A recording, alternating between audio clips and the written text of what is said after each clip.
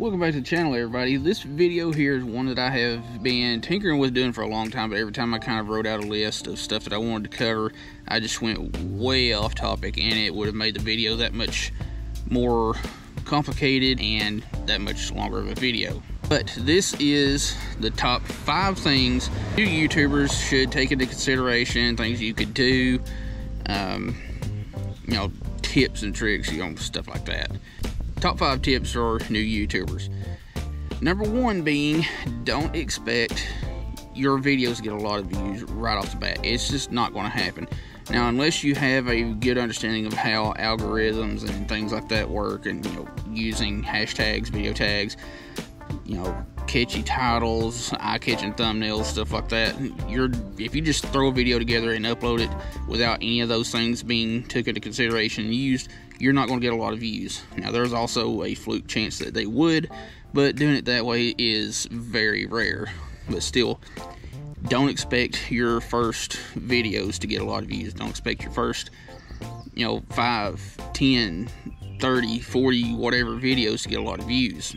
Which, the a lot of views thing is subjective from person to person. You know, starting out, if you get a video with 500 views on it, that's going to feel like a lot of views. It did with me when I first started getting videos with, you know, that many views on it, which was several years ago. But, you know, it's like I said, it's subjective from person to person. Just focus on getting content out there first off. You know, have content on YouTube for people to see and watch, and, you know, give them more or less a sampling of content that they could determine whether they want to subscribe or watch or whatever. And then once you start to get a good, consistent subscriber gain, start focusing on editing your videos a little bit better, maybe incorporating music into your videos, and, you know, trimming out little bits and pieces that don't really add to the video. And another thing that you could do for new YouTubers is spread it across social medias, you know, Instagram, Facebook groups, you know, stuff like that. You know, copy the links to the videos and post them to social media. That way you got more eyes seeing the content you're trying to put out. But first and foremost, you got to remember, YouTube is not going to be an overnight thing. Like, it's took me, like, I've been on YouTube for around 15 years, but I didn't actually start uploading regularly until almost 3 years ago. Number 4, watch your own content and take time doing it. You know, watch it, you know, as you're editing, watch it before you produce the video into the form that would be uploaded to YouTube, watch it post-production, and even watch it after it's uploaded to YouTube. That way you've got that many more chances to, you know, catch little things that you could have trimmed out or added to, or something that you may have misspoken or something like that. I personally, I will watch my videos before I produce them, and I will watch them after I produce them. And occasionally, like if I'm driving somewhere, just to have the audio going, I'll listen, or not really watch, but listen to the videos on the way to where I'm going. But if I'm doing that and they're already on YouTube, they're there for a reason. I'm not going to bother with re-downloading and editing them, unless it's like a re-upload video like I have been doing. But definitely watch your own videos. That way you can spot little pieces of footage that you can take out, or, you know, add captions to something, or add little bits of information on the screen for whatever reason, or to describe something, or details about a product, you know, stuff like that. What I personally like to do as far as the trimming footage out of a video clip is, I will trim as little as half a second to however many minutes, especially if I'm using a longer clip and it's got, like, the important parts farther apart. I'll trim, like I said, half a second to a couple of minutes out of a clip. But that stuff that I'm talking about trimming out is more or less footage where you're not talking to the camera or engaging the audience, or, you know, asking questions to the viewers through the video, stuff like that. Again, number 4 being, watch your content multiple times and take time with the editing. If it takes you a couple hours to edit a video, so be it. The longer you can really spend editing a video, the longer and better your fine-tuning of the video and its final product will be. Number 3,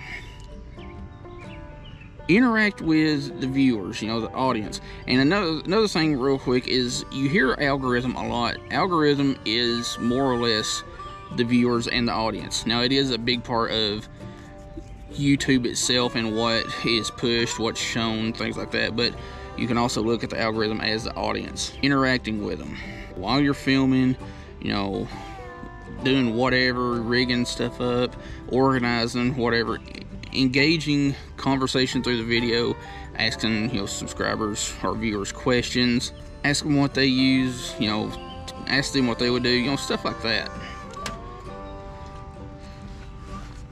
It really just makes the video more engaging for the audience by doing so. And it gives off that more like, hey, stop by, hey, hang out kind of, you know, engagement, and really just makes it more welcoming to the viewer. And will also, this whole thing will also increase your chance of returning viewers along with the new viewers, but more so the returning viewers. So number 3, that one was pretty short.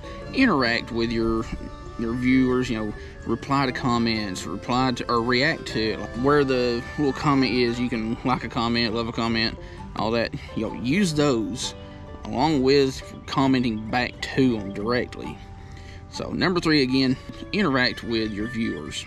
Number 2, this one is a little bit bigger, a little bit more detailed, and I think is one of the more important things that a lot of people doing YouTube aren't doing, and it's really hurting their channel, especially if they want it to grow.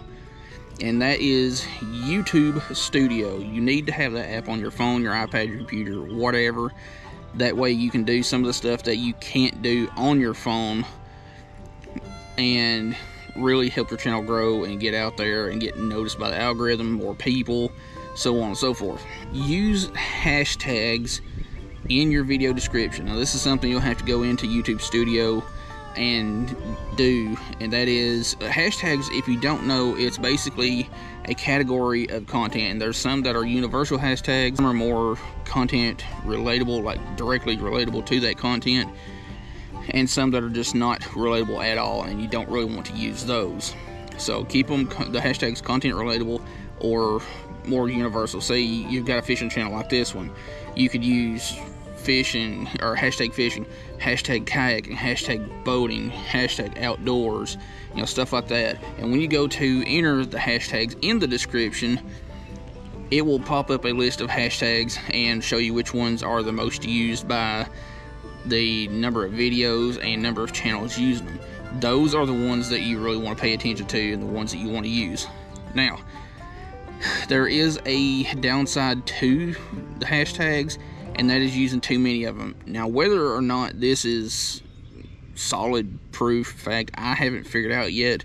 For me, I've found that using more than 15 hurts the videos, because I've read multiple places that say using more than 15 hashtags in a video description will more or less make the algorithm ignore the video. Like, it'll still get pushed and shown, just not as much as it could. But again, hashtags are more or less a category that each video that is using that hashtag will get sorted into.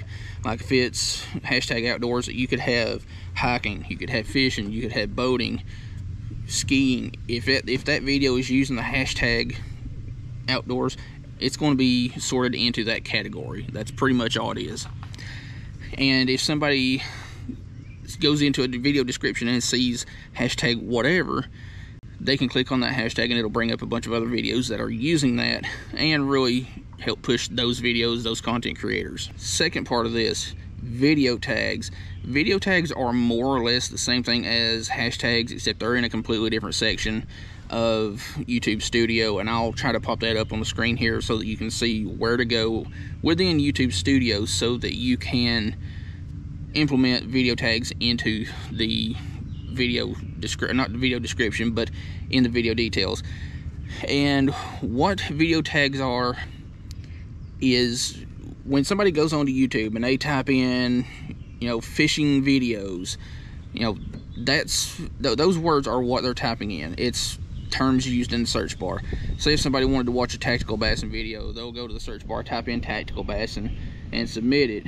Well, the words tactical and bassin, if they're separated, they're going to show up a bunch of different stuff. But if you type in tactical bassin, like together like it is, it's going to show up more of just their videos. Or if you want to search for kayak videos, kayak fishing or kayak tips, kayak rigging, video tags are what you type in the search bar. It's just really that simple. And as with the hashtags, the video tags need to be content relatable also, but they're a little bit more lenient, because you know, there's individual words and then there's sentences that people will type into the search bar. And to my knowledge, at least what I have noticed with my own personal experience with video tags, is YouTube prefers that you use, or the algorithm itself prefers that you use 2 to 4 words per video tag. And any more or any less, it just doesn't seem to like it that much. Like, you don't want to type out a full sentence or paragraph. It's just not going to work like that. You're also limited to, I believe, 500 individual letters, characters, like the video tag section. So it will tell you when you've reached your maximum, or it will pop up a little error saying you used too many. You'll have to trim something back or edit a video tag or change it to something else so that it will implement them. Another thing that you'll have to understand with the video tags is how you type them out. I'll leave it here on the screen how you'll have to do it. It's basically tactical bassin, comma, and then hit space. Then start typing the next word, kayak fishing, comma, space. When you submit that into the YouTube Studio section where the video tags are, it will automatically submit it. Now, if you want to make it easier on yourself, what you need to do is go into the Notes app of your phone, your iPad, computer, whatever, and just type out a list of video tags. That way you can just copy paste and it just automatically submits all of them. But video tags, super important. They need to be as content relatable as possible. And don't be afraid to use other channels as video tags. Like, you could type in tactical bassin as a video tag. You type in kayak fishing as a video tag. You could type in Richard Gene the Fishing Machine as a video tag, or Creek Fishing Adventures as a video tag, or even my channel. Any bigger channel, like, you want to use the biggest channels that you can find that you watch. Honestly, I would rather do it with channels that I watch than ones that I don't. But use bigger channels. That way, whenever somebody searches for, say, a particular channel, those video tags being listed with yours are going to give your videos a chance to pop up in the list of videos that are, you know, coming up in the search list using the, say, tactical bassin, Creek Fishing Adventure, Richard Gene Fishing Machine, and so on. And a lot of people would probably look at that as stealing from the other channels. It's not. If anything, it's bringing more people to their channel. It's helping them out when somebody uses their channel as a video tag. Pretty much whenever you submit a search on YouTube, that list is going to be, you know, the recommended pages, channels, and stuff like that. And anything that those, or any video tag that those channels are using, are really what's pushing them into that recommended page. And then the algorithm is also going to notice what you are watching on a regular basis and push stuff that you've never seen, or other stuff that you might be interested in. You know, the hashtags and video tags and stuff like that all work together. And it's starting to sprinkle, dang it. A couple honorary mentions and we'll wrap it up with a more important one. This one should probably be number 1, but I'm not going to put it there. Have fun with your content. First and foremost, have fun with your own content. It's called YouTube for a reason. It's your content, your channel. Make it however you want. Wow, it is starting to rain pretty hard. Please stop. But also, don't be afraid to experiment and see what might work for you, what might not work for you. That is a big part of YouTube that I don't think a lot of people understand. Is YouTube is very much so a lot of trial and error. You're going to have videos that you think are going to do really good but end up not doing really good. You're going to have garbage videos, or at least what you think is garbage videos, that turn out to do pretty good. You never really know with YouTube. Watch what other channels are doing, and if that's something that you could possibly take an interest in implementing into your videos, do that. You know, have fun with YouTube. Don't be afraid to experiment with stuff. You know, use other people's ideas, because fact of the matter is, there's a big argument all across YouTube and pretty much the entirety of existence is nothing is original. There's no original content anymore. Well, there is, but it's extremely rare to find original content on YouTube, like new, genuinely original stuff. Everybody is doing pretty much what everybody else is doing on YouTube, so don't worry about being original. Put your own take to it, or your own little twist to how you want to do something somebody else has done in a video. You're going to have douchebag comments. You're going to have people come across the channel and make the stupid comments like, you don't know what you're talking about, this guy doesn't know what he's doing, yada yada yada. You get my point. You can either have thick skin and just blow that off, or you can laugh at it, which is kind of the same thing. But one thing these type of people don't understand is every time they make a hateful or just trash comment on a video, they're boosting that video, they're boosting that channel. So every time that they think they're hurting it, they're helping that channel. It's an interaction that the algorithm sees. You know, every comment they make, every, you know, like or whatever they do, it's an interaction the algorithm sees, and it sees that as traffic. And the more traffic a video or a channel has, the more that algorithm is going to push that content and creator. Now, if you don't want to deal with these type of people, you can obviously turn off commenting altogether, but then that's going to hurt the traffic, hurt the interactions and stuff like that the algorithm is going to see. And you can also mute them from showing up on your channel. Like, they can make a comment, but it's a waste of time because nobody's going to be able to see it. I don't know exactly how it works. If I can remember to, I'll put it up on the screen somewhere. But you can mute someone from commenting so that if they make one, it doesn't show up, nobody can see it. And you can somehow block people on YouTube, but block them entirely, and I ain't quite figured that out yet, but the whole muting thing works just fine. Then you can also just leave the stuff on there for everybody to laugh at, because they see how much of a troll those type of people are being. And you're also going to have people wanting to know where your spots are. I mean, you can do what you want. I don't tell anybody where any of my spots are. Sketchy white van on a country road. You got fishing lures? And lastly, the number one biggest thing that I think a content creator or new YouTuber needs to consider. These two are definitely the most important things that need to be looked at. What are the first things that you see when you type something in the search bar that you're looking for on YouTube? What is the first thing that you notice when you see the list of recommended videos, or, you know, stuff that pop up after typing something in the search bar?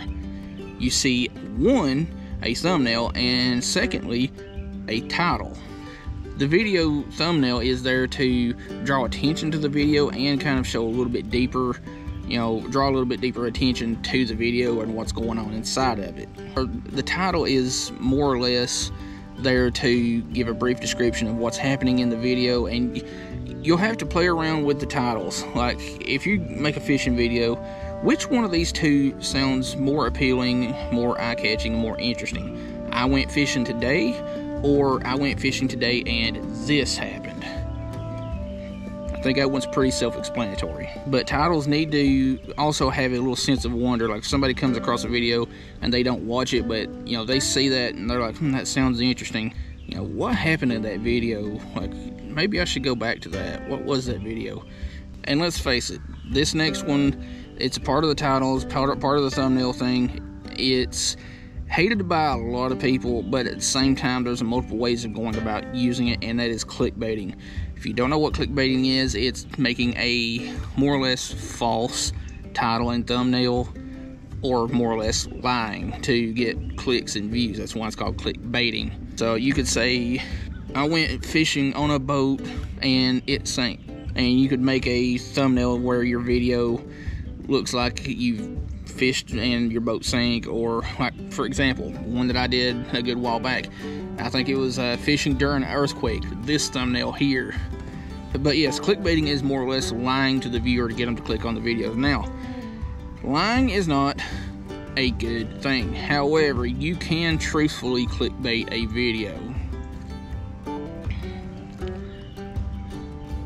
You could go out fishing at some point and catch a boatload of fish and say, you know, I went fishing and caught dozens and dozens and dozens, but you get my point. You can truthfully clickbait a video. You also don't want your video title to be super short, but you also don't want your video title to be a paragraph. You don't want it to be too short that it's not, you know, sort of starting or telling a story, but you don't want it to be a novel for a title.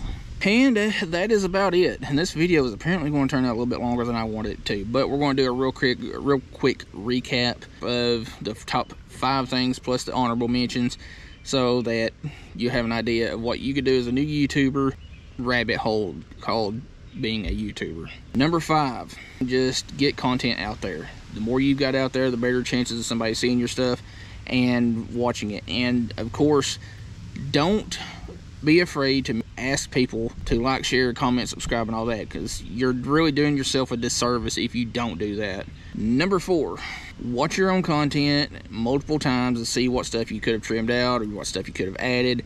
You know, just really perfecting your video, even though there's no such thing as a perfect video or channel on YouTube. Take your time with your videos. Number 3, interact with your viewers and your audience. You know, talk to them while you're filming. Ask them questions, you know, what they would do, what they wouldn't do, what their favorite rod reel, or whatever subject that you're talking about. Interact with your viewers. Number 2, use hashtags and video tags in your videos so that you can get your content, you know, noticed by the algorithm, get it pushed more, and have a better chance of more people seeing it and sharing the content.